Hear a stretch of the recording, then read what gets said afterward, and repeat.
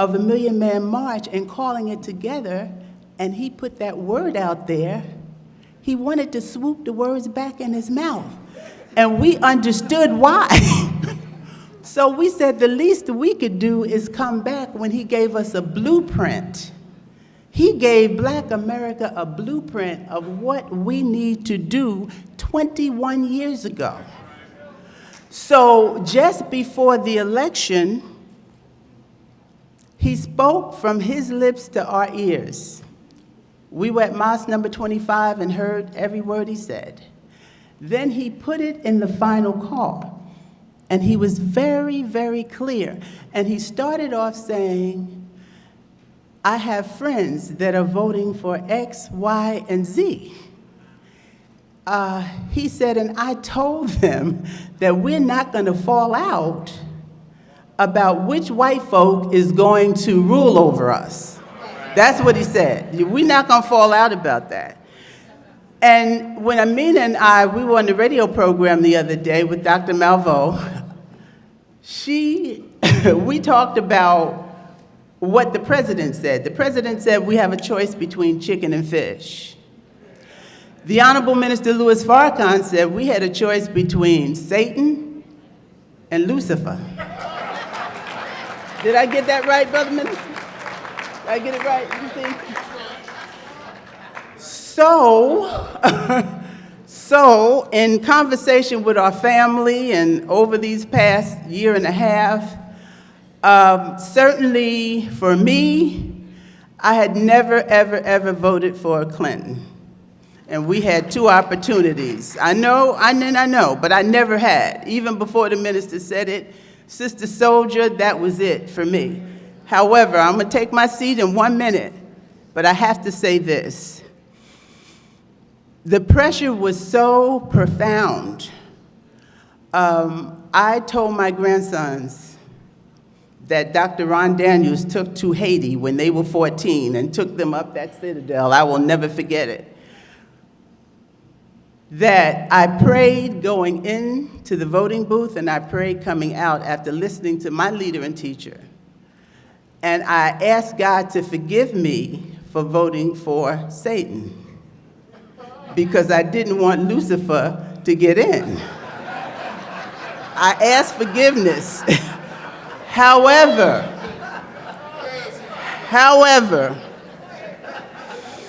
a sister at the breakfast table this morning said that we had a political earthquake. The minister has taught us who makes rain, snow, hail, and earthquakes. Has he not? Has he not told us who makes rain, snow, hail, and earthquakes? So if a leaf does not fall from the tree, unless it's the will of God, and I'm going to take my seat.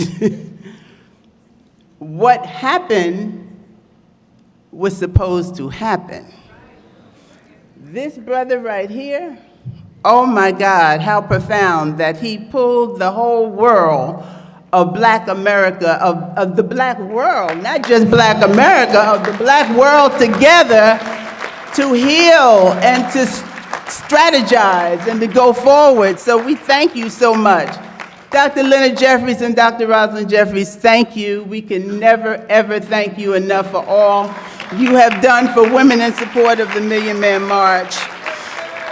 And as I take my seat, I do believe that the Vanguard is going to come in and grace Brother Minister, and actually the Vanguard, is the Vanguard ready to come in? Because I think they're going to come in prior to. But what I most love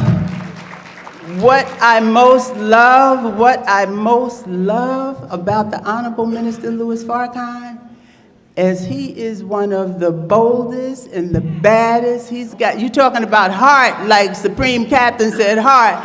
He has heart. He's bold. The Honorable Elijah Muhammad taught him so well. And I am so thankful and I am so honored to be up here to present to you the one, the only, the very last man standing, the bold and the brightest and the best, the Honorable Minister Louis Farrakhan.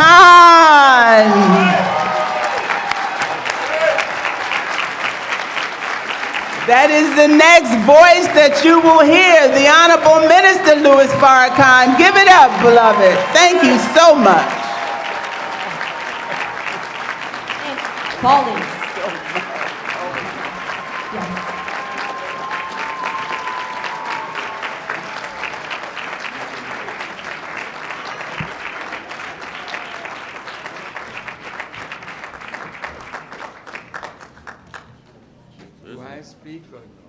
They're gonna do something. Dead God falling. Have a seat, guys. You understand? Have the brothers sit down.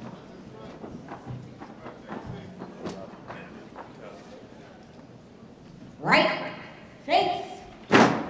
Honorable Minister, we salute you. Original salute. Ready from. About. Face. Vanguard. Drill. What is the state of the black world? Inequality. Injustice. Dissatisfaction. But it's our time now. Because the God has come to make the tail the head. Confucius said, move.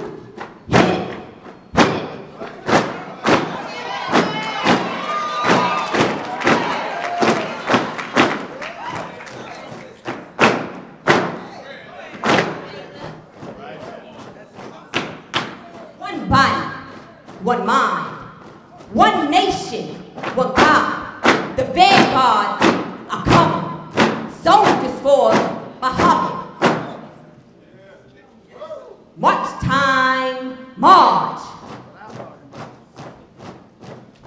Your left flank, march, right flank, march. Your left flank, march, right flank, march. Your left flank, march, right flank, march. Your left flank, march, right flank, march. Who soldiers are we? Muhammad. Who soldiers are we? Muhammad. Who soldiers are we? Muhammad. Who soldiers are we? Muhammad. Your left flank march.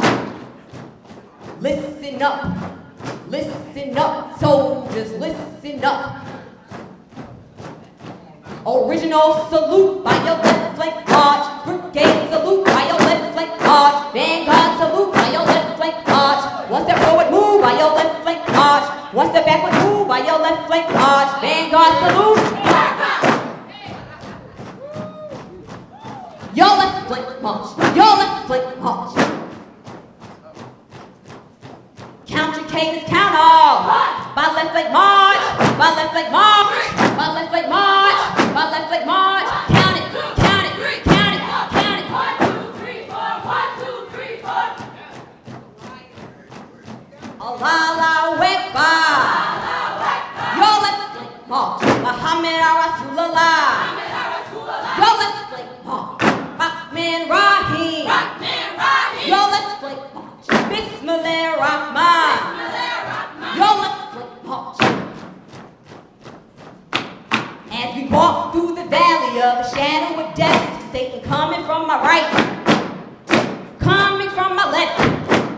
So keep your head up, soldiers, the battle's just begun. Satan's hard to get them all except the righteous one.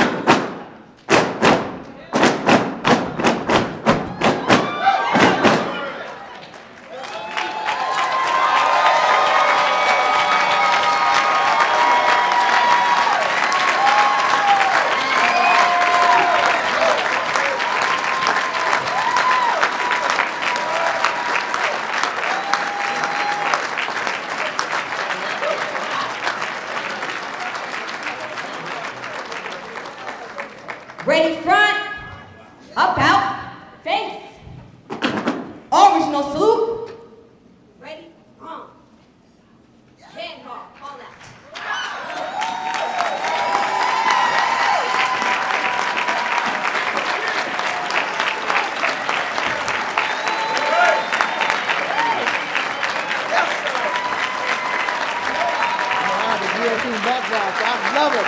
That was my idea to put that on first. Love it. Yes.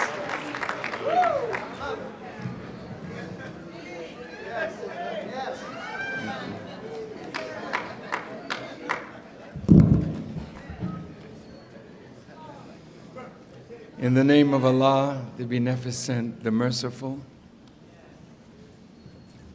we give Him praise and thanks for His mercy and His goodness to all of the members of the human family.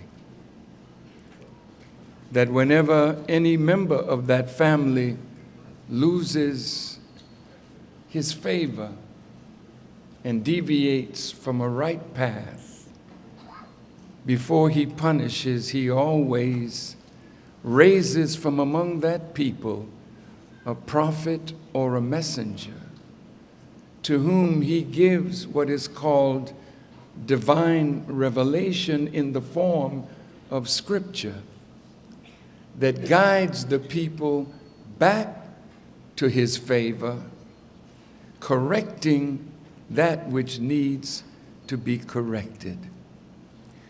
We thank Allah for all of His prophets. We thank Him for Moses and the Torah and the Israelite prophets who gave us what is called the Old Testament. We thank Him for Jesus, who gave us the Injil or the Gospel, and the apostles by whom we have what is called the New Testament. And we thank Him for Muhammad ibn Abdullah, who brought to the world the final revelation called the Holy Quran. This Holy Quran was to guide humanity up to the judgment of this present world.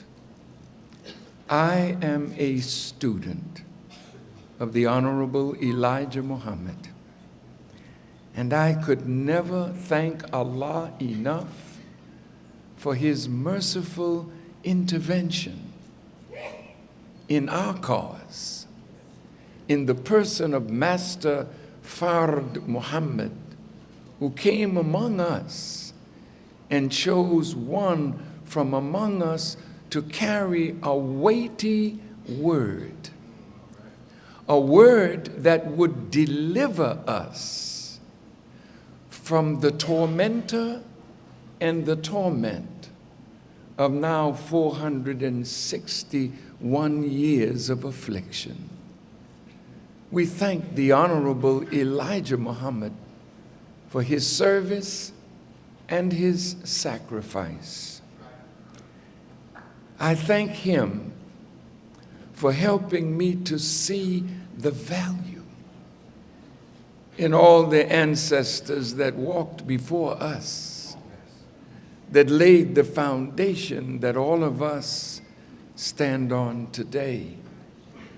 Whether those ancestors are among the Native Americans or the people of Central and South America or Africa or the far Pacific and the isles of the Pacific, God has kept feeding us great ones, and the enemy worked to destroy all our ancestors, but they could not destroy the idea of what liberation really is. And so though many have compromised to get along, and we understand it, because everyone is not made to take the pressure to be a real, true liberator of the people. To be a real liberator of that which needs liberation, you have to love them more than you love life itself. Because the only thing that will deliver a people from the bondage of mental and physical slavery is the presence of truth, and men and women prepared to teach that truth even at the cost of their lives.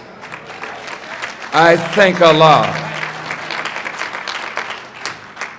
to be present in this august body of black intellectual strength.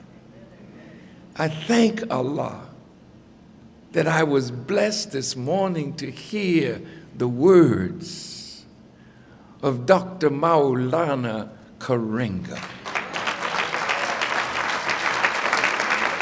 Actually, I don't really think anything needs to be said, because my illustrious brother said it all in the beautiful words that he spoke that need to be transmitted to a whole nation of people to feed on, parse and unpack, and then put the principles that he talked about into practice.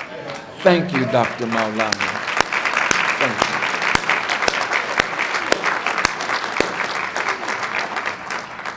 you. And to my esteemed brother, Dr. Ron Daniels.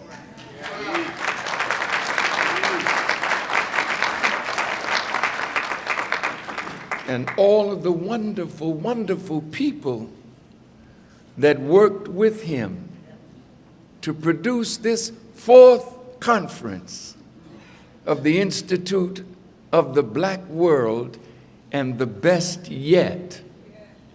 And I want to say to my esteemed brother, see, he said some beautiful words. He said it was over his head, you know. He was doing this, but it was so big. Yeah, but you were the one to do the job. And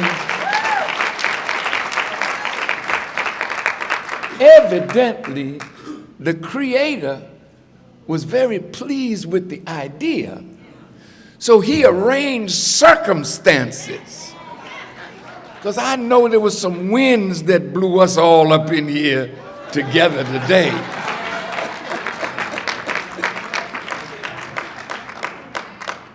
So the Creator helped us all to see the importance of being present in this great city of Newark, New Jersey at this time for a cause bigger than all of us who are gathered here today. I thank Allah for all the participants, Dr. Leonard Jeffries, my dear and beloved scholar, friend, and brother, and my dear sister that introduced me, my dear. She is such a wonderful friend that I have known since we were very young, and we're still very young. Because when you're in this struggle, if you don't let Negroes, and there are a few left, you know, if you don't let Negroes break your spirit, because when you engage in this struggle, sometimes the worst enemy are your own people. So when you receive, as Dr.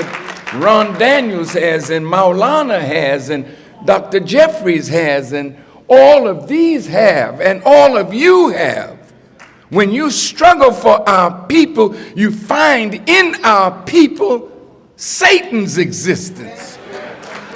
So when you voted for Satan, you was voting for a lot of us. Now wait.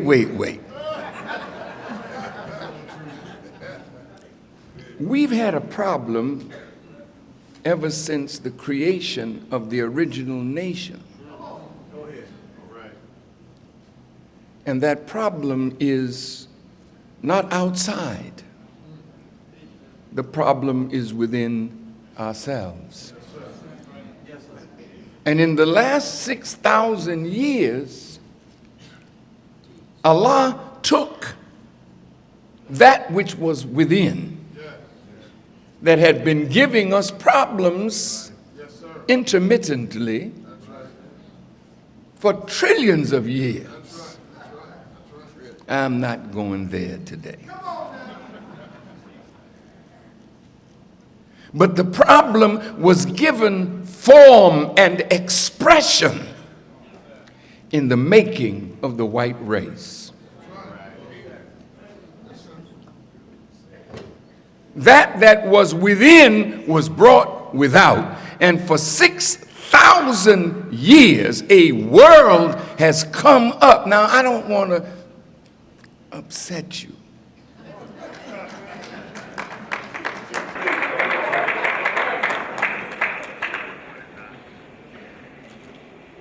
But white people are part of that which came out of us. There would be no brown, no red, no yellow if there were no black. That's right. So if all humanity comes from us, then we have a responsibility, as Dr. Correnda said, to all those that came from us, and while we slept, they wrecked the world. Now, in our awakening, we have to make a new world. I'm just borrowing from my brother. It's not about just us. It's about all that came from us. That's right. That are messed up.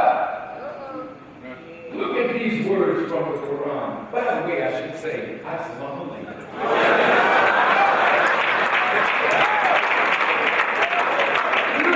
Words from the Quran. I am going to place a ruler in the earth. And the angel said to God, what will you place in it except that which will create mischief and cause the shedding of blood? And these are the angels talking to the creator, the God. They knew that whatever he was going to place in the earth would be so different in the way it ruled. I'm going to place a ruler in the earth that's going to create mischief and cause the shedding of blood. So when the angels put that to the garden, they said, we extol your holiness and we praise you. But the word don't like what you're about to do. But the gods answered him and said, I know what you know now. No matter what evil comes into your life, at the end of evil, there's always a good result. If you don't get lost in the evil. So the scripture said all things work for good. Now listen to that. All things work for good for those who love the Lord and who are called according to his purpose. So evil is a part of a purpose of someone bigger than ourselves. We didn't bring this crap in the world. That's right. Yes, sir. So the Bible comes back and says, as by one man, not a spook, sin entered into the world, and death came also by sin. So death has passed to all men, for all have sinned and fallen short of the glory of God. I know, man, these are heavy heads in here. These are nationalists. They don't read no Bible and Quran, man. That's stuff. But there's a lot of wisdom in these books. They come from the original. We talk about Moses and law, but before Moses there was Hammurabi. We are the origin of law.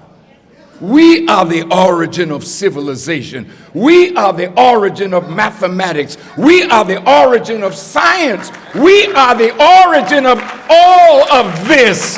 We are God's Khalifa on earth. What does that mean?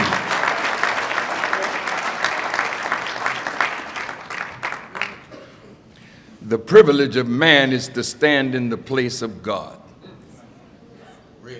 The privilege of man and woman. Can't leave woman out. Never leave the woman out.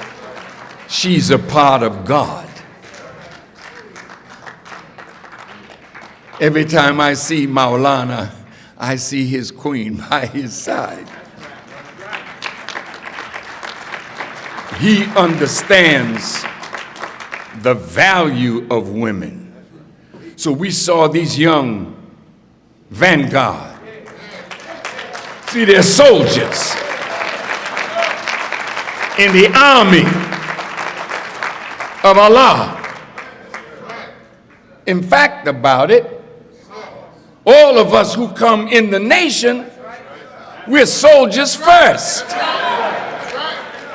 I didn't come in under Brother Malcolm as a minister. I came in as a soldier.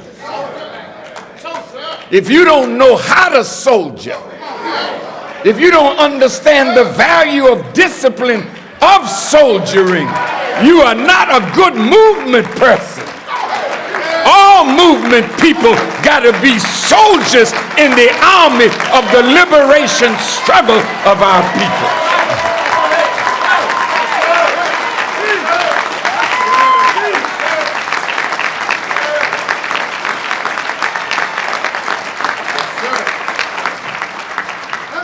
That's why we drill.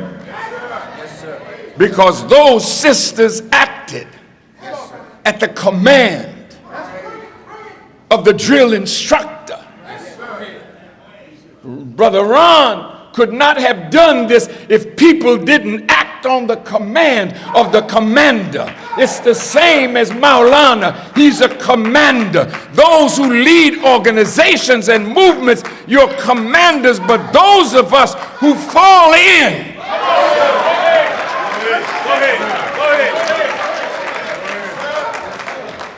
you fall in ranks. Submitting to leadership. That's our problem. We don't know how to submit to leadership. We all want to lead. Problem, we don't want to follow.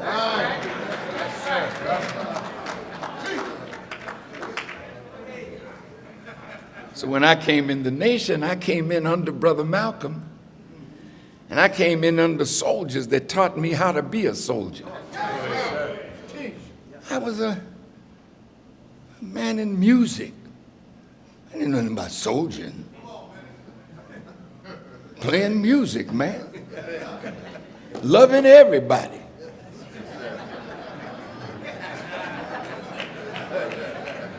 I needed focus. I needed somebody to focus my talent. And that was Brother Malcolm, student of the Honorable Elijah Muhammad. He focused us on the problem of black people. That meant we had to read black scholarship. Some of us never read black authors. We had to read 100 Amazing Facts About the Negro. Did we read it, brother? Yes, sir. 17 million Negroes, $17 billion. From Superman to man. We had to read J.A. Rogers, our scholarly brother from Washington, D.C., the historian. Chancellor Williams. We had to read Diop. We had to read our illustrious brother. Yes, we read Ivan, but I'm talking about the black scholar. We had to read Joseph Ben Yakinen and John Henry Clark.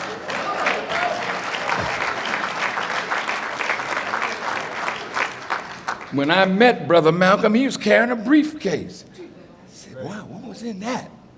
Yes, sir. When he opened the briefcase one day, it was just books. Yes, sir.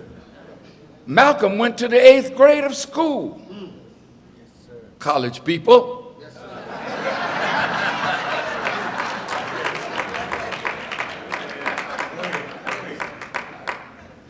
But you quote a man that became a master from the 8th grade. So it don't make any difference how far you went in school if you meet the right master.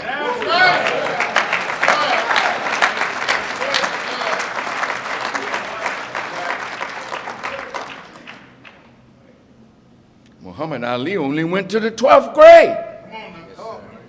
He met a master.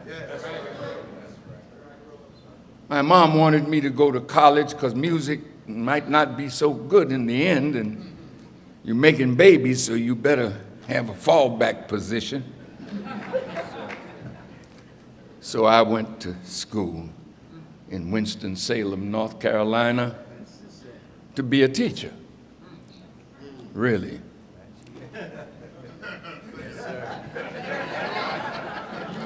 I never bought a book in the 3 years I was in college.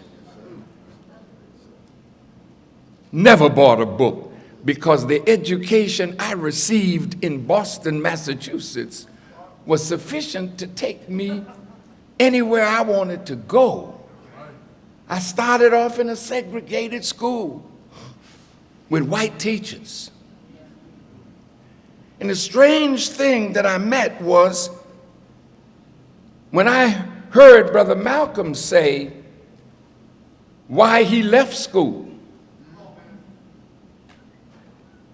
He had finished the 12th grade. He was through. Because the teacher asked him, Malcolm, what would you like to be? He said, I want to be a lawyer. 8th grade, I'm sorry, thank you. And Malcolm said, I want to be a lawyer. She said, oh, Malcolm. You know, your people would not trust your ability as a lawyer, and my people would never hire you.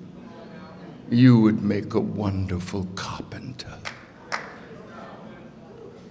Now that was in, I think, Omaha, Nebraska, this was going on. I'm growing up in Boston, playing my little violin, and, oh, Louis, what would you like to be when you grow up? I said, I want to be a doctor. Oh, Louis. Yes, sir. If you became a doctor, my people would certainly not trust your skill, and your own people wouldn't trust it either. But you do play the violin beautifully. So for us to want to keep our children in a school rooted in white supremacy and wonder why we are brilliant but non-productive for the good of a whole people? Yes, sir. The school is your enemy. And you have to have a school of your own with your wisdom as the curriculum of that school. Otherwise, to hell with the white man's school.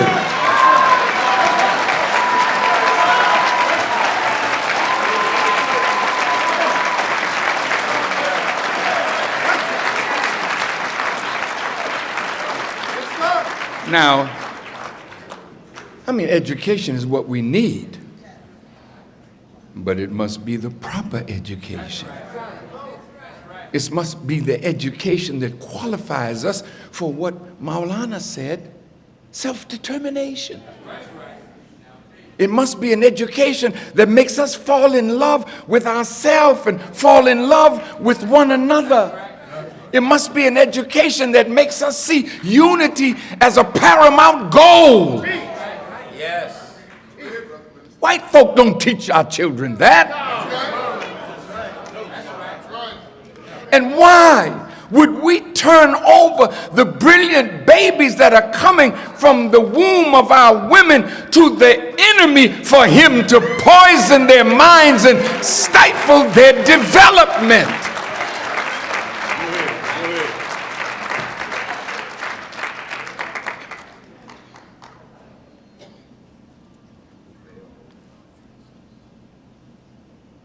We must be soldiers.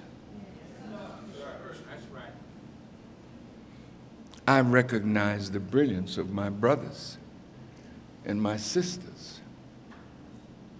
What we want is scholarship that we can bow to. Not individuals that we can bow to, but the scholarship in individuals. That's what makes Maulana and Dr. Ron Daniels and Dr. Jeffries persons that have following. It's not that we're following flesh or following blood. We're following knowledge. We're following guidance that has made us better than when we first met Maulana or Dr. Ron Daniels or Dr. Jeffries. We are made better by meeting scholars like what's in this room. It was a wind that blew us here. What wind is that, Farrakhan?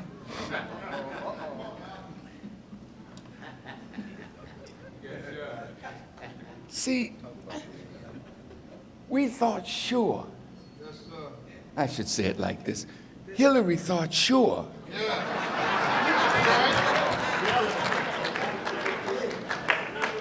That she was going to be our next president. And many of us were torn between the idea of saying Madam President for the first time in American history. That was a cherished goal. But as Donald Trump said when they were debating and he looked at Hillary, wrong.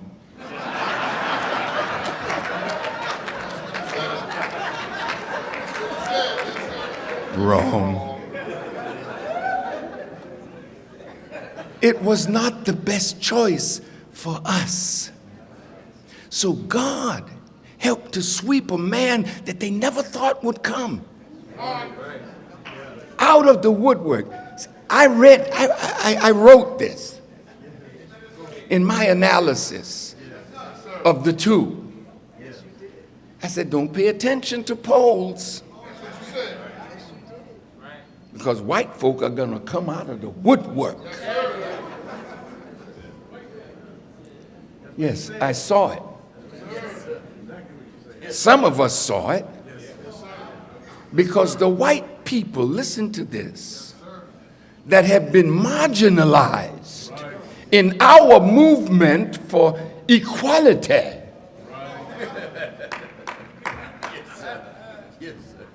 Our movement for equality had to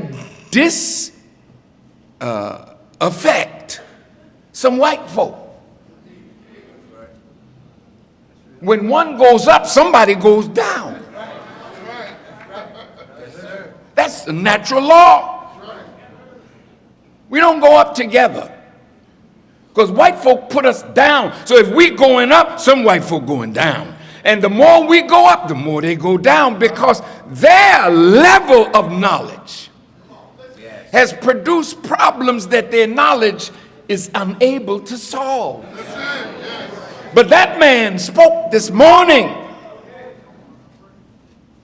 and in his words, you could see the solution to world problems. It's our time. not only to heal ourselves, but to heal a world that's crying out for deliverance from that one that the God said, I'm going to place a ruler in the earth. And for 6,000 years, mischief and bloodshed have been the order of the day under Caucasian rule. Can you deny that? All of you who have achieved, you have achieved it under very difficult circumstances. So when you got to college and you became a professor, they had to see how they can integrate you into their plan, if you will, structure, but not allow you to ill affect theirs. So we're going to make courses for Negroes. Yes, sir. Yes, sir. We're going to call it Black Studies. Yes, sir. White folk are smart, man. You got to wake up early now to catch them. And really, they are so intelligent, but they're always looking at the bigger picture. What will your presence here mean for their presence in the world? Yes, sir. Will your presence ill affect their power to rule you? True. True. Will your knowledge Yes. awaken people that we can't put back to sleep? Yes. Yes. And by the way, I got to talk to our mayor, you know. Brother Raz, I want to thank you so much.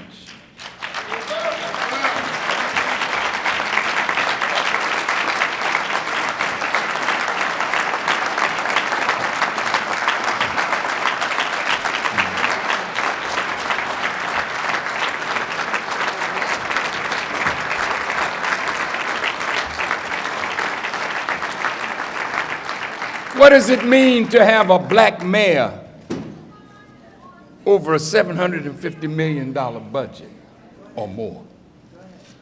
What does it mean?